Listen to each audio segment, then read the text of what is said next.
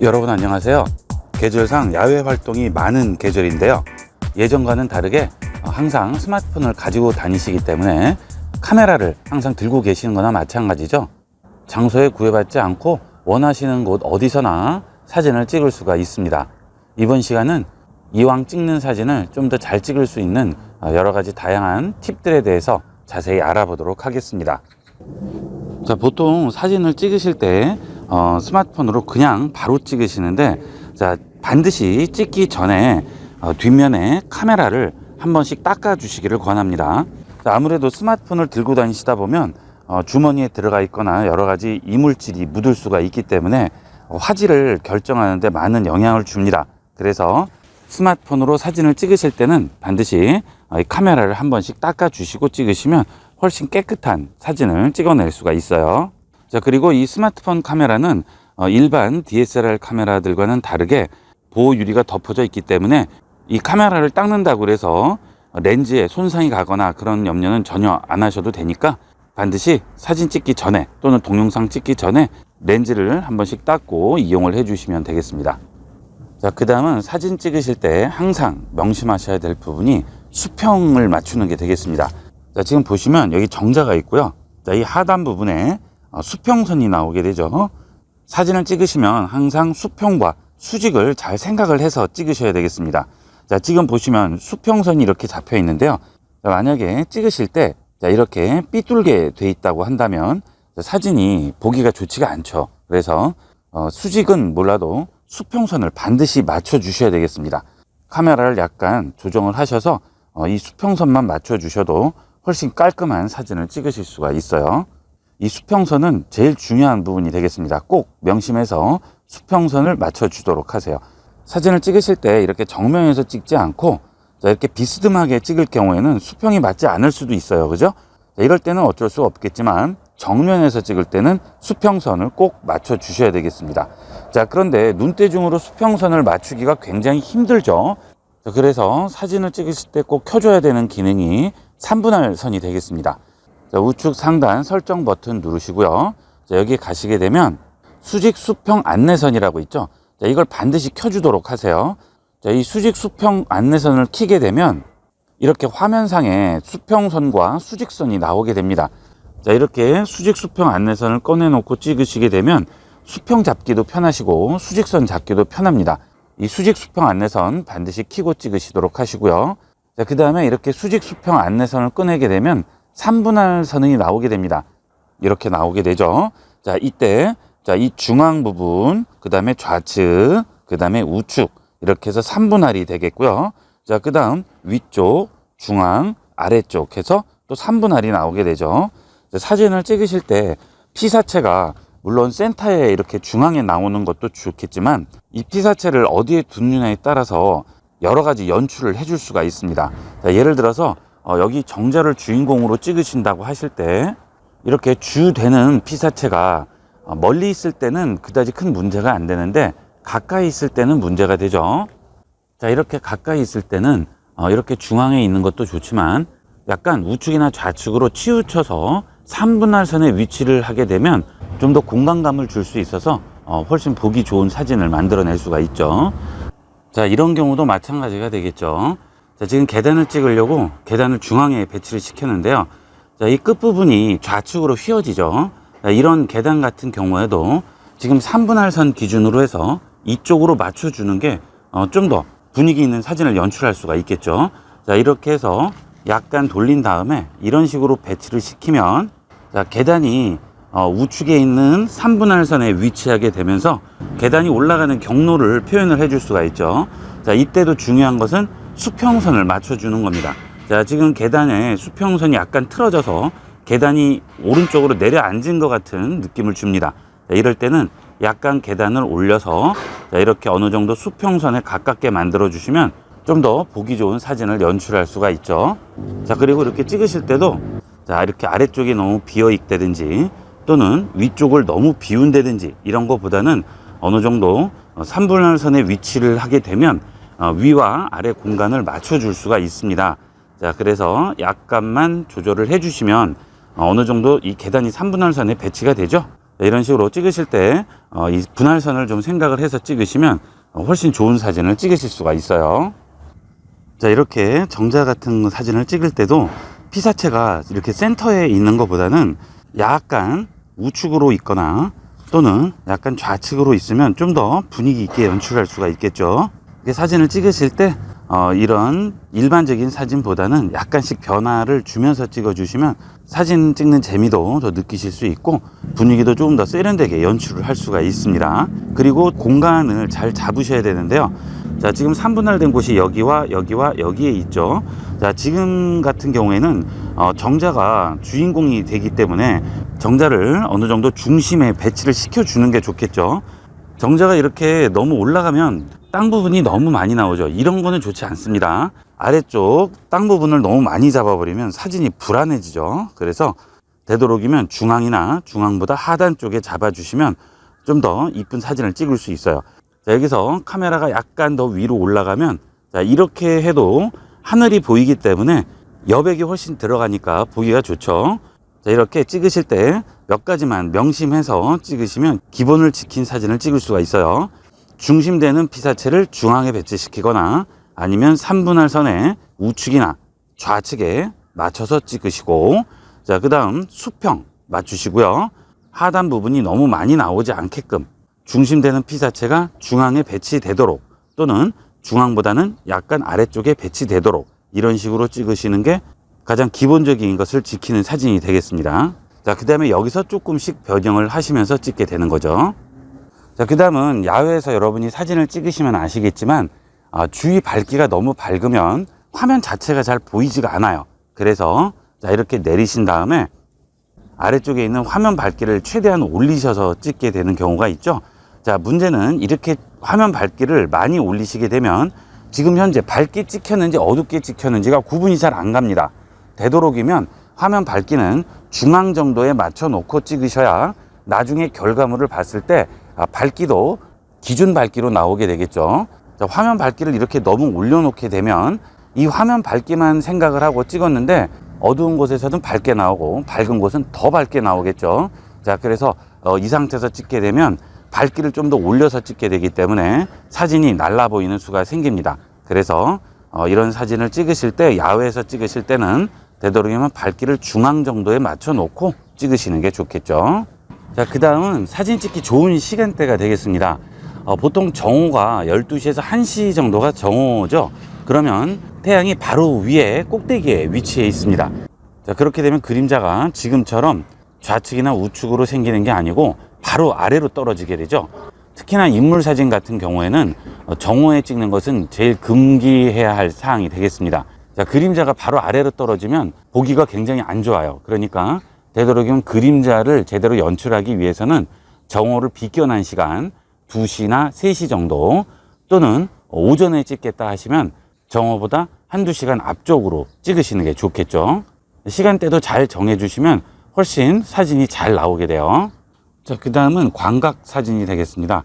여러분들이 같은 자리에서 좀 더 넓은 구역을 찍고자 할 때는 보통 이렇게 광각을 놓고 찍으시죠.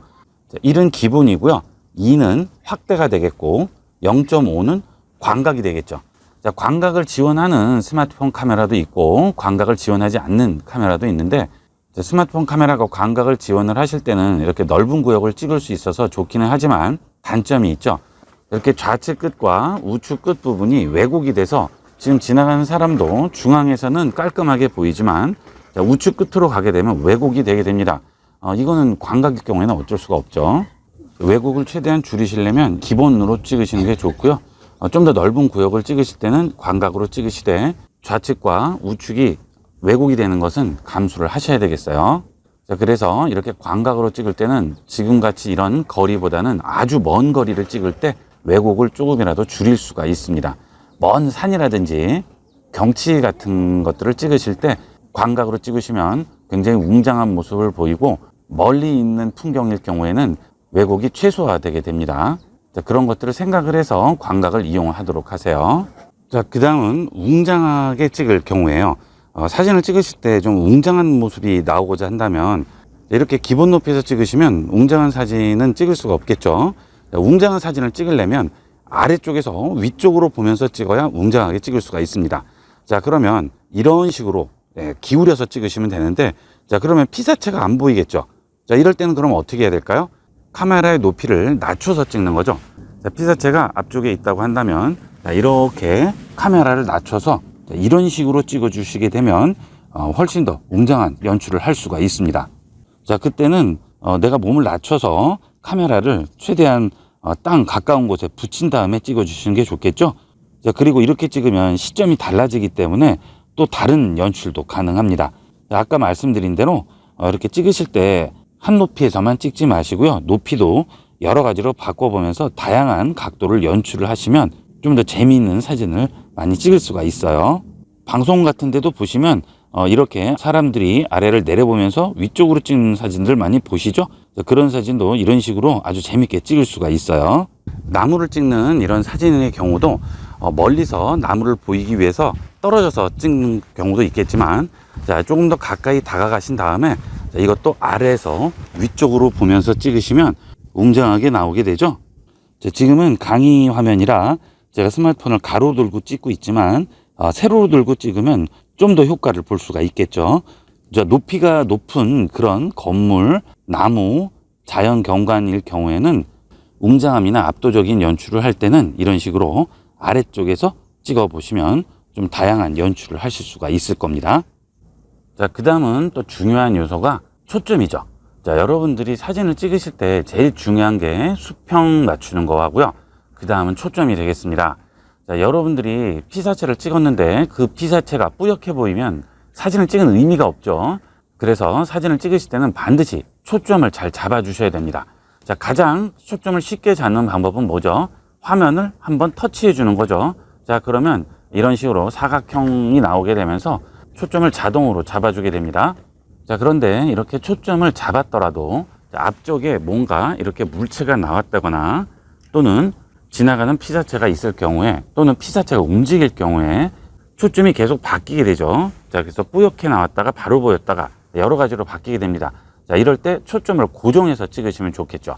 자, 지금 이 정제 기둥 부분에 초점을 고정해 놓고 찍는다면 앞에 다른 물체나 또는 피사체가 있더라도 계속 그 초점이 유지가 되겠죠. 자, 화면에 초점을 잡고자 하는 피사체를 터치해서 기다립니다. 자, 그러면 지금 이렇게 자물쇠가 걸린 모양이 나오죠. 자, 그러면 지금 이곳은 초점에 락이 걸린 상태예요. 자, 그래서 앞쪽에 이런 물체가 나왔다거나 또는 피사체가 지나간다고 하더라도 초점은 그대로 유지가 되게 됩니다. 주변 변수가 많을 때는 이렇게 초점을 락을 걸어놓고 이용하도록 하시고요. 자, 그 다음 초점을 풀 때는 터치를 한 번 더 해주시면 초점이 풀리게 되겠죠. 자, 그 다음에 구역을 한번 옮겨 볼게요. 자, 이렇게 옮기고요. 자, 여기 있는 이 어두운 부분을 초점을 잡아 볼게요. 자, 그러면 전체 밝기가 올라가게 됩니다. 자, 보통 스마트폰에 오토로 잡혀 있는 경우가 많은데요. 자, 지금 밝기를 어두운 기준으로 잡게 되면 바깥쪽은 너무 밝아지겠죠. 자, 그래서 밝기는 밝게 하고 초점만 이곳에 고정하고자 한다면, 자, 손으로 터치하고 기다립니다. 자, 그러면 아래쪽에 밝기가 나와요. 그렇죠? 자, 이런 식으로 밝기를 조정을 해줄 수가 있겠죠. 밝기를 과다하게 한번 올려볼게요. 자, 이렇게 고정을 해주시게 되면 스마트폰 카메라를 움직이더라도 밝기는 그 상태로 그대로 고정이 되겠죠. 그 다음에 초점도 고정이 되겠죠. 자, 이렇게 해서 밝기와 초점을 고정시킬 수가 있습니다. 자, 또는 자, 이렇게 밝기를 아주 어둡게 했어요. 자, 그 다음에 이쪽으로 돌려도 그대로 유지가 되죠. 자, 이것은 어두운 곳에서 밝은 곳을 찍는다든지 또는 밝은 곳에서 어두운 곳을 찍을 때 밝기를 고정해서 찍고자 할 때는 이렇게 포커스와 밝기를 조절을 해 놓고 이용을 하시면 되겠어요. 자, 그 다음 지금 이런 상황은 여기 있는 어두운 부분, 그 다음에 아주 밝은 부분이 극명하게 나뉘죠. 자, 밝기를 어느 한 곳으로 맞추기가 애매합니다. 자, 이럴 때는 어두운 곳은 좀 더 밝게 만들어서 디테일을 살려주고 밝은 곳은 조금 더 어둡게 만들어서 여기도 디테일을 살려주는 그런 기능이 스마트폰에 있죠. 자, 그것을 HDR 모드라고 하죠. 자, HDR 모드는 카메라 실행시킨 상태에서 우측 상단 설정 버튼 누릅니다. 자, 그리고 아래로 내려가시게 되면 HDR 풍부한 색조라고 있습니다. 자, 이거를 누르시게 되면 어둡거나 밝은 부분의 디테일을 살릴 수가 있죠. 이것은 계속 켜놓을 필요는 없고요. 필요할 때마다 키시면 되겠고요. 자, 그게 귀찮으시면 사용 중으로 일단 만들어 두시고요. 필요시 자동 적용으로 바꿔놓고 이용하시면 어두운 곳이나 밝은 곳은 스마트폰에서 알아서 보정을 해주게 됩니다. 자, 그렇게 찍으면 아주 맑은 날 햇빛이 많이 비칠 때는 그림자 있는 곳이 깜깜하게 나온다든지, 햇빛이 직접 쬐는 곳은 너무 밝게 나와서 색이 날라 보인다든지 하는 것을 방지를 할 수가 있겠죠. 전문적으로 작품 사진을 찍는 게 아니라면 이 HDR 켜놓고 찍으시면 사진 찍으실 때 좀 더 편리하게 찍으실 수 있고요. 결과물도 그냥 찍으실 때에 비해서 훨씬 디테일이 살아나게 되겠습니다. 자, 그 다음은 사진을 찍으실 때 조금 어둡게 찍느냐 좀 밝게 찍느냐에 따라서 분위기가 완전히 달라지게 되죠. 자, 여기 더보기 누르시게 되면 프로 모드를 이용해서 찍을 수가 있는데, 보통 프로 모드가 없는 경우도 있고 있는 경우도 있고 스마트폰 기종에 따라서 다 다르죠. 가장 쉽게 이용을 할 수 있는 것은, 자, 아까 같이 터치해서 기다리시게 되면 밝기가 나와요. 그죠? 이 밝기를 일부러 좀 낮춰줍니다. 자, 그러면 전반적으로 약간 어둡게 나오면서 분위기 있는 사진을 찍을 수가 있고요. 좀 어두운 곳에서 찍으실 때는 이 밝기를 임의로 좀 올림으로써 좀 더 경쾌한 분위기를 만들 수가 있죠. 사진을 찍으실 때 이 밝기를 조금씩이나마 조정을 해주시면 나중에 결과물을 보시면 분위기가 많이 달라지는 걸 느끼실 거예요. 자, 이미 이렇게 밝은 상태에서도 약간만 올려서 좀 더 밝기를 올려서 찍는 수도 있고요. 너무 밝아서 싫다 하실 경우에는 밝기를 조금 낮춰서 약간 어둡게 찍으시면 좀 더 분위기 있게 나오게 되겠죠. 자, 밝기도 한 번씩 조절을 하시면서 이용하시는데 이거는 과다하게 조절하면 안 되겠죠. 적당한 상태에서 조금씩만 이용을 하시면 되겠습니다. 자, 그 다음은 인물 사진을 찍을 때 스마트폰 카메라 팁이 되겠습니다. 자, 보통 인물 사진을 찍으실 때 이런 식으로 전신 사진을 세로로 세워서 찍게 되는데, 자, 카메라 뒷면을 보시게 되면 카메라가 스마트폰의 상단에 위치해 있죠. 자, 그렇게 되면 이렇게 찍게 되면 피사체 얼굴 높이와 카메라가 같은 위치에 있게 됩니다. 자, 그러면 얼굴하고 거리가 먼 다리 부분은 왜곡이 될 수밖에 없죠. 그리고 찍는 사람이 높이를 맞추려다 보면 다리를 구부린 상태에서 구부정한 모습이 돼서 찍기가 좀 힘듭니다. 자, 그럴 때는 스마트폰을 거꾸로 드는 거예요. 카메라 위치가 피사체의 가슴 정도에 위치하게 그렇게 찍는 거죠. 자, 그러면 가슴을 기준으로, 자, 위쪽도 약간 왜곡되고 아래쪽도 약간은 왜곡되겠지만 위쪽에 맞췄을 때 다리가 왜곡되는 것보다는 많이 왜곡을 줄일 수가 있습니다. 자, 그래서 되도록이면 스마트폰으로 사진을 찍으실 때는 스마트폰 카메라를 거꾸로 들고 찍어 주시는 게 좋고요. 자, 스마트폰 카메라를 바로 들고 찍었을 때 또 장점이 있을 수 있죠. 자, 그건 뭘까요? 자, 얼굴 높이에 맞춰서 찍게 되면 얼굴은 왜곡이 안 되고 다리 부분만 왜곡이 되겠죠. 자, 이렇게 다리 부분이 왜곡이 되면 다리 길이가 어떻게 돼요? 길어 보이게 됩니다. 자, 그래서 일부러 스마트폰 카메라를 최대한 얼굴 높이에 맞춰서 찍고, 자, 그 다음에 거리가 먼 다리 쪽은 왜곡이 돼서 다리가 길게 보이는, 하체가 길어 보이는 그런 사진을 찍을 수가 있겠죠. 그래서 인물 사진을 찍으실 때는 스마트폰을 거꾸로 드시고 가슴 높이에서 찍어서 최대한 왜곡을 줄인 상태에서 찍던지, 아니면 스마트폰을 바로 드시고 얼굴 높이에서 찍고 다리 부분을 최대한 길게 연출을 해서 찍던지, 인물 사진은 이런 식으로 두 가지 중에 하나를 이용을 해서 찍어주시면 여러분이 의도하는 사진을 찍으실 수가 있겠습니다. 자, 지금까지 말씀드린 것은 가장 기본적인 내용들이에요. 이것만 잘 지켜서 찍어주시더라도 풍경사진, 인물사진 여러 가지 여러분이 원하시는 연출을 해줄 수 있고요. 결과물도 좋은 퀄리티를 유지할 수가 있겠죠. 야외 활동하기 좋은 계절이니까 나가시면 스마트폰 카메라로 이런 것들을 생각하셔서 재미있는 사진을 많이 연출해서 찍어보도록 하세요. 이번 시간은 여기까지 하도록 하겠습니다. 감사합니다.